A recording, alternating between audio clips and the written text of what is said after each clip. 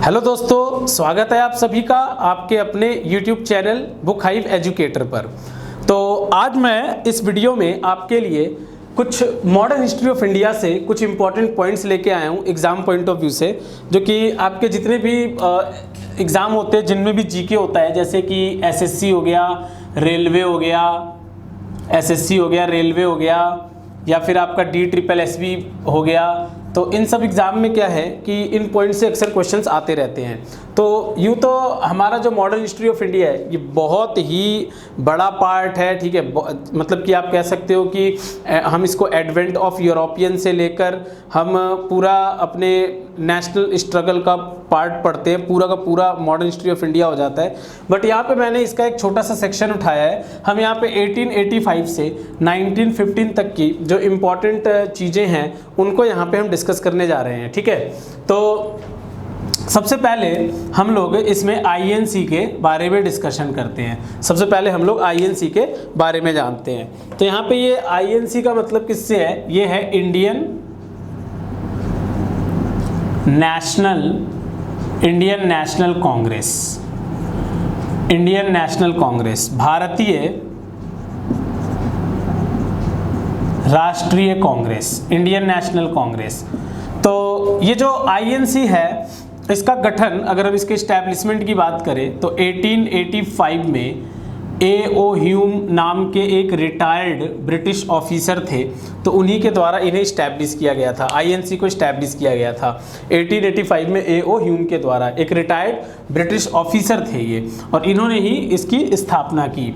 तो INC की अगर हम फर्स्ट मीटिंग की बात करें, अगर हम INC के फर्स्ट मीटिंग की बात करें तो इसकी जो पहली मीटिंग है, पहली मीटिंग ये कहाँ पर हुई थी? बॉम्बे में हुई थी। इट्स फर्स्ट सेशन, या इसका पहला जो सत्र है वो बॉम्बे में हुआ था। देखो यूँ तो ना इसका पहला सेशन जो है वो पुणे में होना था, ठीक है। पहला सेशन वैसे तो पुणे में होना था, लेकिन क्या हुआ कि पुणे में महामारी फैल गई, ठीक है।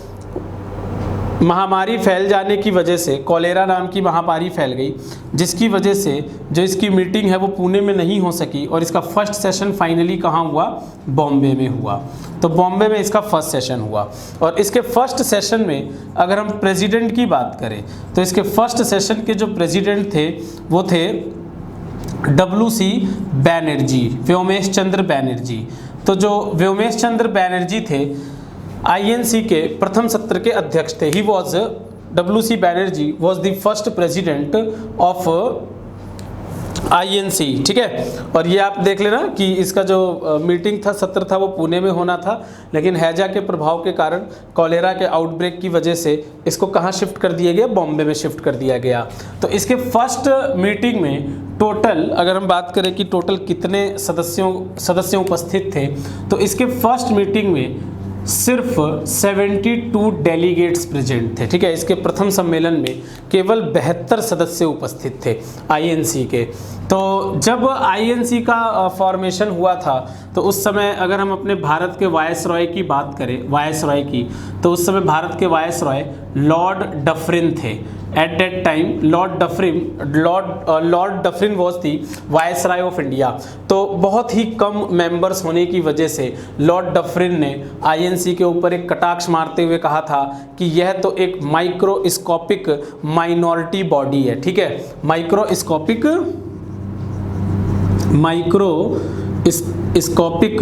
माइनॉरिटी बॉडी है, ऐसा कहा था इन्होंने। लॉर्ड डफरिन ने INC के बारे में ऐसा कहा था।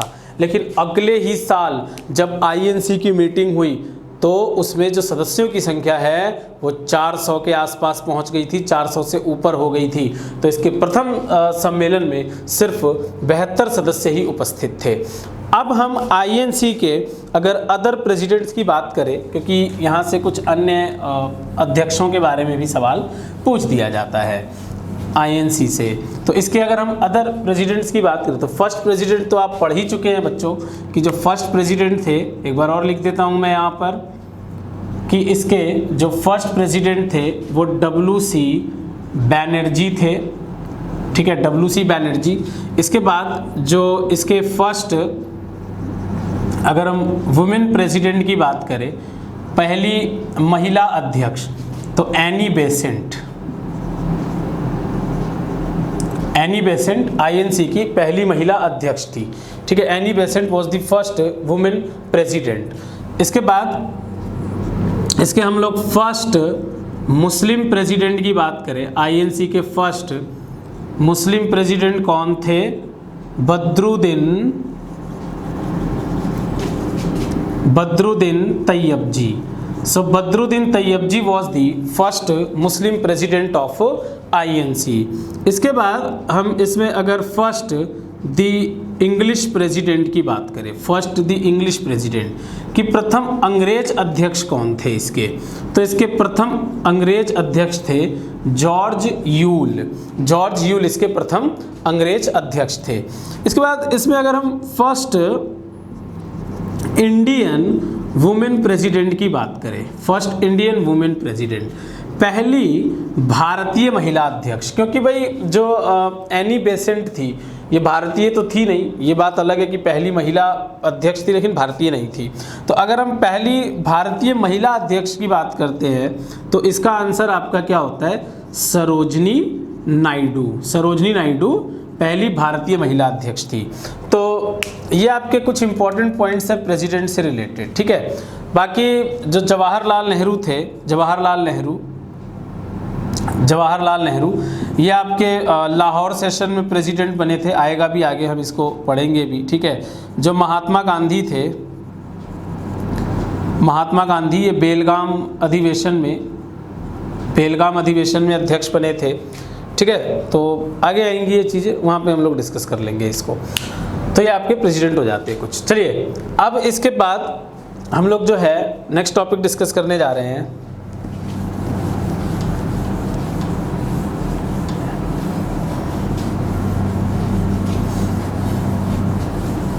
तो अब इसके बाद जो आपका अगला इंपॉर्टेंट टॉपिक शुरू होता है इस पीरियड में, that is partition of Bengal. Partition of Bengal के बारे में पढ़ते हैं, बंगाल का विभाजन।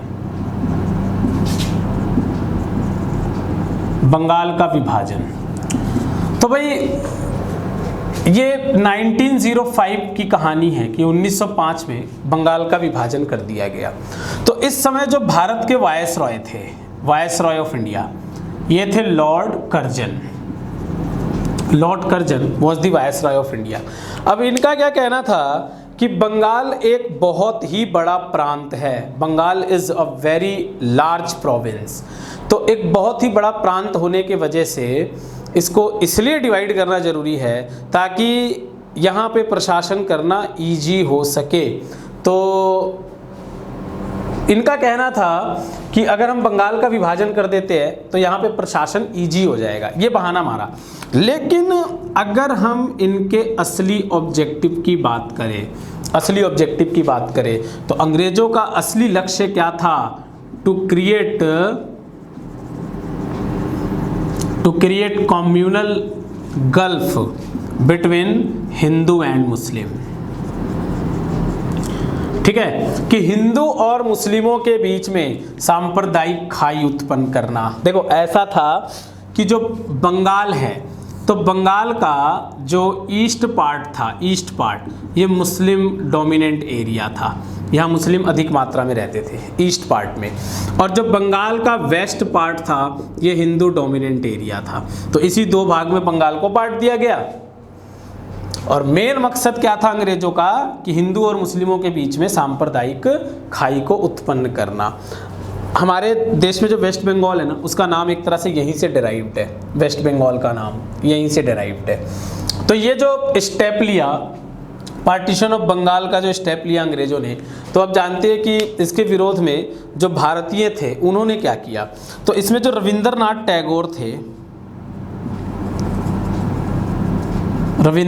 टैगोर, इन्होंने एक सॉन्ग बनाया जिसका नाम था अमार सोनार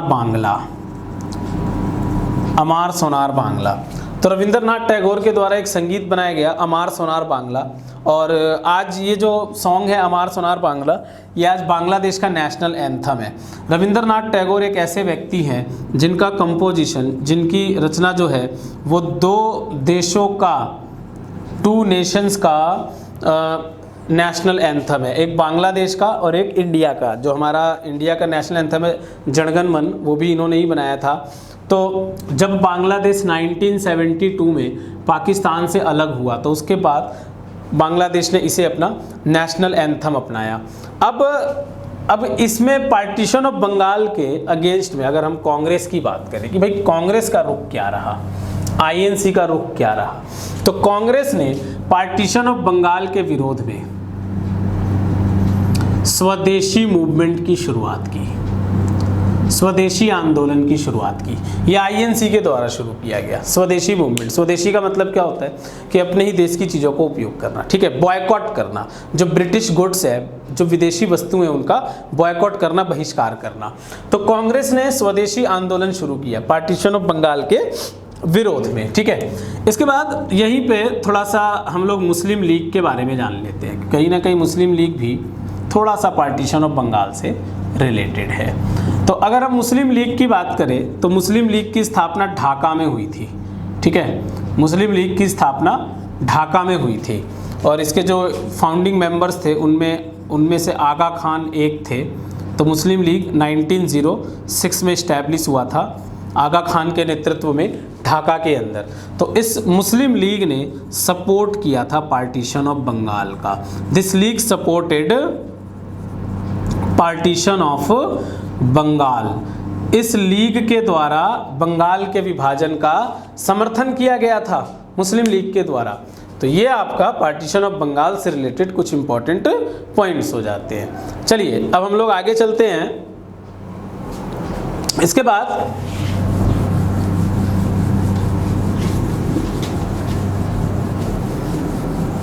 अब हम लोग नेक्स्ट टॉपिक डिस्कस करते हैं, that is Surat session of Congress.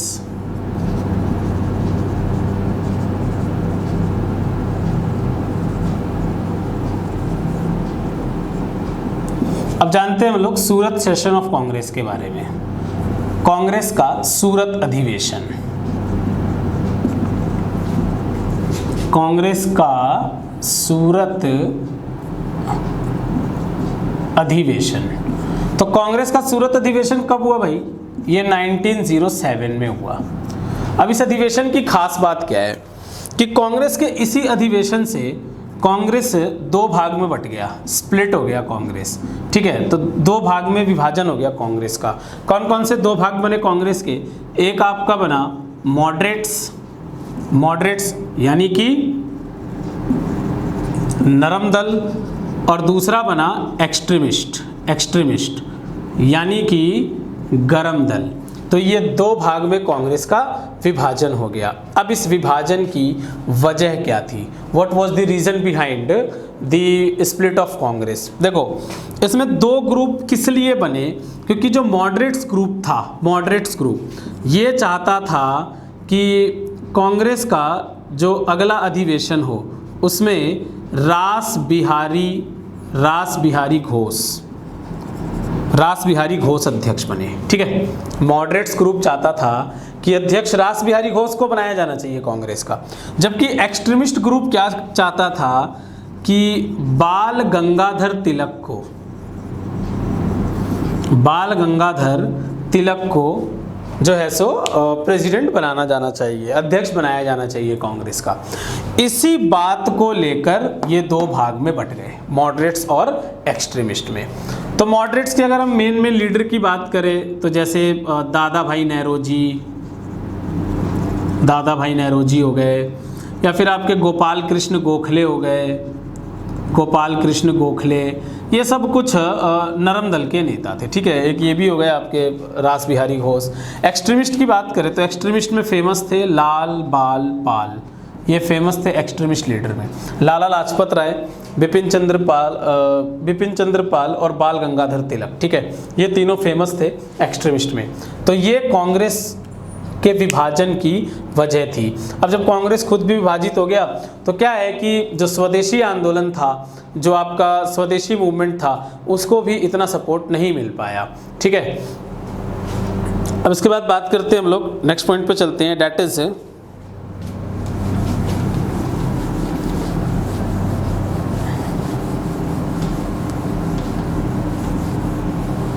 अब इसके बाद हम लोग दिल्ली दरबार की बात करते हैं। जो हमारा नेक्स्ट पॉइंट है हम लोग इसमें पढ़ रहे हैं, डेट इज दिल्ली दरबार। चलिए दिल्ली दरबार के बारे में जानते हैं।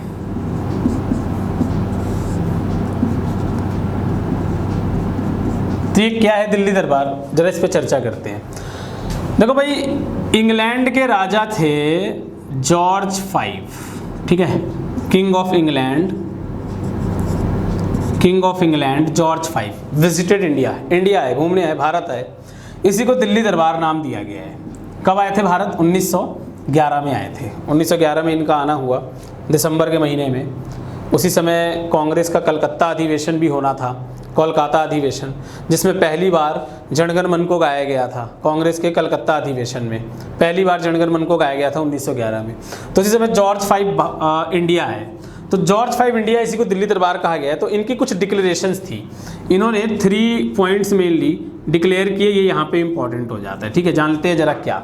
सबसे पहले तो इन्होंने क्या कहा कि Bengal was reunited, Bengal was reunited. भाई बंगाल को पुनः एक कर दिया गया, बंगाल को रीयूनाइट कर दिया गया, पुनः एक कर दिया गया। ठीक है, जो आपका बटा था ना ईस्ट बंगाल और वेस्ट बंगाल में, तो उसको रोक दिया इन्होंने, दोबारा एक कर दिया।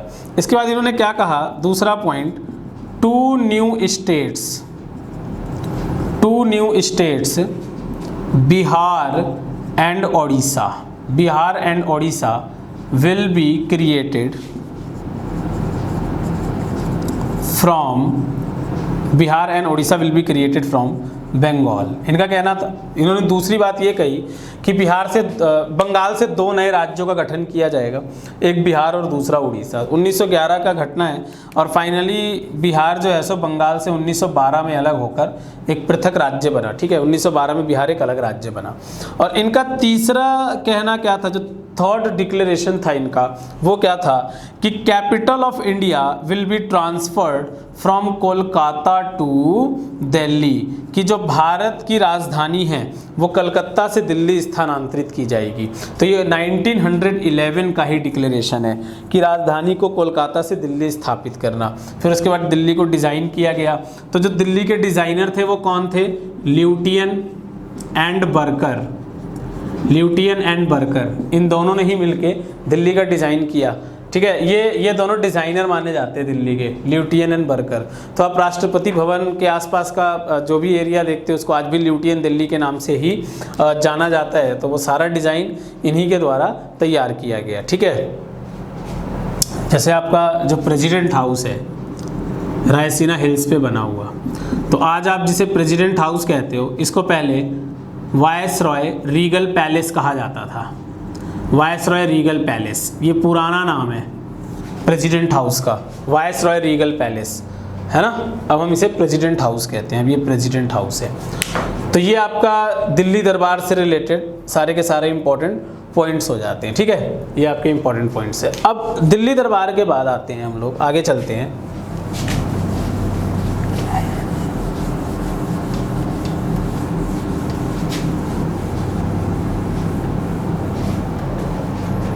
तो अब हम लोग चर्चा करते हैं गदर पार्टी के बारे में, जानते हैं।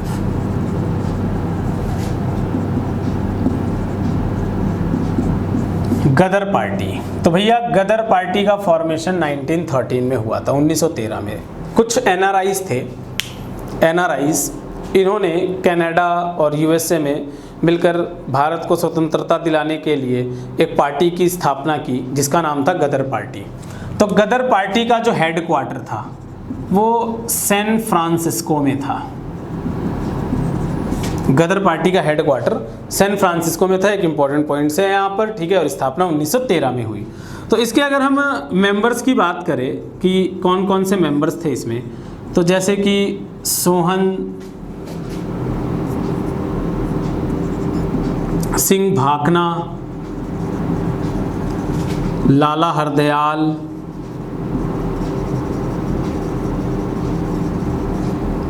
तारकनाथ दास, मैडम भिखाजी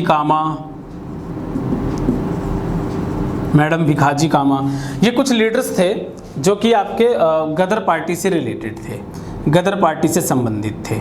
ठीक है, इनका गदर पार्टी से लेना देना था। तो वैसे बहुत ही जल्दी अंग्रेज़ों को गदर पार्टी के बारे में भनक लग गई, पता चल गया, और अंदर ही अंदर ये पार्टी टूट गई और कुछ खास नहीं कर पाई ये पार्टी। ठीक है, और वैसे भी इसका फॉर्मेशन भारत के बाहर किया गया था। हेडक्वार्टर इसका कहाँ पर था? सैन फ्रांसिस्को में। एनआरआईज जो थे, जो भारतीय प्रवासी थे, उनके द्वारा मिलकर ही इस पार्टी को बनाया गया था, गदर पार्टी को। अब इसके बाद नेक्स्ट पॉइंट जानते हैं जरा। अब इस बीच में जो आपका नेक्स्ट पॉइंट है, डेट इज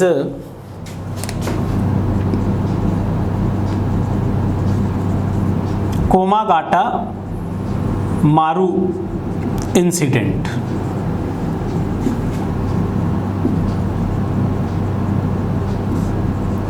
कोमागाटा मारू घटना, तो देख लेते हैं ये क्या है जरा। देखो भाई, ये 1914 की कहानी है। तो कोमागाटा जो है, कोमागाटा ये एक जापानीज शिप का नाम था। ठीक है, ये एक जापानी जहाज़ था जो कोमागाटा मारू है। तो इस शिप पर मेनली मुस्लिम और सिख समुदाय के लोग जो है सो कनाडा जा रहे थे। ठीक है, ये लोग कनाडा जा रहे थे, लेकिन कनाडा अथॉरिटी ने इन्हें इंटर नहीं करने दिया, कनाडा में इन्हें इंटर नहीं करने दिया इन लोगों को जो भी इस शिप के ऊपर थे। तो इन्हें मजबूरन वापस आना पड़ा। तो जब ये वापस आ रहे थे तो बंगाल की खाड़ी, बे ऑफ बंगाल के जब किनारों पर पहुँचे तो अंग्रेज़ों को लगा कि भाई बाहर से ना कोई क्रांतिकारी समूह आया है। ठीक है, अंग्रेज़ों को लगा कि बाहर से कोई क्रांतिकारी समूह आया है। तो अंग्रेज़ों के ऊपर ना, अंग्रेज़ों के द्वारा ना इस जहाज़ पर अटैक कर दिया गया। कोमागाटा मारू पर अंग्रेज़ों ने अटैक करवा दिया। ठीक है, तो जो भी इसमें लोग थे मारे गए। तो इसी को कोमागाटा मारू इंसिडेंट के नाम से जाना जाता है भारत के इतिहास में, जो कि 1914 की कहानी है। ठीक है, जो कि 1914 की कहानी है। तो ये आपका एक इम्पॉर्टेंट पॉइंट हो जाता है यहाँ पे कि कोमागाटा मारू इंसिडेंट कब हुआ, घटना कब हुआ, या कोमागाटा मारू है क्या। तो ये एक जहाज का नाम था। अब हम लोग थोड़ा सा रिटर्न ऑफ गांधी के बारे में जानते हैं। ठीक है, गांधी जी के रिटर्न के बारे में जानते हैं। तो भाई गांधी जी भारत 1915 में आए, 1915 में आए साउथ अफ्रीका से। ठीक है, साउथ अफ्रीका से लौटे थे ये, फ्रॉम साउथ अफ्रीका। वहाँ इससे पहले ये सत्याग्रह चला चुके थे। ठीक है, रंग भेद के, रेस के विरोध में, जो है सो नस्ल के विरोध में, ये पहले ही वहाँ पे सत्याग्रह चला चुके थे। तो जो हमारा आप जानते हो कि 9 जनवरी को जो भारतीय प्रवासी दिवस मनाया जाता है, एनआरआई डे, वो इसी से रिलेटेड है। ठीक है, कि गांधी जी के आगमन पे ही ये दिवस मनाया जाता है। तो 1915 में साउथ अफ्रीका से लौटे गांधी जी। तो गांधी जी के अगर हम जीवन की बात करें तो वहाँ से तो इतने क्वेश्चन नहीं आते हैं भाई कि जन्म कब हुआ, पिता का नाम क्या था, माता का नाम क्या, वो ऐसे लिखने के लिए ठीक है, यहाँ पे उतना कोई खास इंपॉर्टेंट नहीं है वो। तो गांधी जी के जो पॉलिटिकल मेंटर थे, जो राजनीतिक गुरु थे, पूछ देते हैं बहुतों बार एग्ज़ाम के अंदर, तो इन्होंने अपना राजनीतिक गुरु किसे चुना था? गोपाल कृष्ण गोखले को। Gopal Krishna Gokhale was the political mentor of Gandhi ji. ठीक है, इसके बाद गांधी जी इंडिया आए। तो इनके जो कुछ शुरुआती आंदोलन थे जरा वो देख लेते हैं। तो इन्होंने सबसे पहले इंडिया में चंपारण सत्याग्रह की शुरुआत की। चंपारण सत्याग्रह, ये इंडिया में इनका फर्स्ट एक्शन था। चंपारण सत्याग्रह, जो कि 1917 में शुरू किया था इन्होंने। और चंपारण बिहार में पड़ता है और ये जो है सो इंडिगो कल्टीवेशन के अगेंस्ट में था। It was against Indigo cultivation. ये आपका नील की खेती के विरोध में था, नील की खेती के विरोध में इसे शुरू किया गया था, चंपारण सत्याग्रह को। ठीक है, इसके बाद गांधी जी ने जो है सो अहमदाबाद सत्याग्रह भी शुरू किया 1918 में। यह आपका मिल लेबर्स के लिए था। जो मिल लेबर्स थे, जो मिल के मजदूर थे, वो डिमांड कर रहे थे कि प्लेग काफ़ी ज़्यादा फैल गया था, तो वो एक एक्स्ट्रा बोनस की डिमांड कर रहे थे। तो उसी एक्स्ट्रा बोनस के डिमांड में ये अहमदाबाद सत्याग्रह शुरू किया गया था। बाकी गांधी जी को जो महात्मा की उपाधि है, महात्मा की उपाधि ये रविंद्रनाथ टैगोर जी ने दी थी, और इन्हें जो बापू कहकर पुकारा था जिन्होंने, वो थे आपके सुभाष चंद्र बोस। सुभाष चंद्र बोस ने इन्हें बापू कहकर पुकारा था। तो बच्चों, वैसे तो अब गांधी एरा ही शुरू हो जाएगा, तो गांधी जी तो अब आते ही रहेंगे। ठीक है, हर आंदोलन में हर जगह अब इनका नाम होगा, इनके बारे में हम आगे डिस्कस करते ही रहेंगे। तो ये मैंने आज आप लोगों को 1885 से 1915 तक की कुछ इम्पॉर्टेंट स्टोरीज़ बताई, जो कि आपके खासकर इन एग्ज़ाम्स में इम्पॉर्टेंट हो जाते हैं। तो आप लोग इसको अच्छे से दोहराइए और अच्छे से कवर कीजिए। फिर मैं आपको नेक्स्ट वीडियो के साथ मिलता हूँ। और हाँ, एक चीज़ और कि हमारे चैनल को सब्सक्राइब जरूर करें, लाइक करें और शेयर करें, और बेल आइकन को भी दबाएं, ताकि आपको इस तरह की सारी इम्पॉर्टेंट वीडियोस मिलती रहे। तो हम लोग अगली क्लास में मिलते हैं, तब तक के लिए आप लोग अपना ख्याल रखिए। Good bye.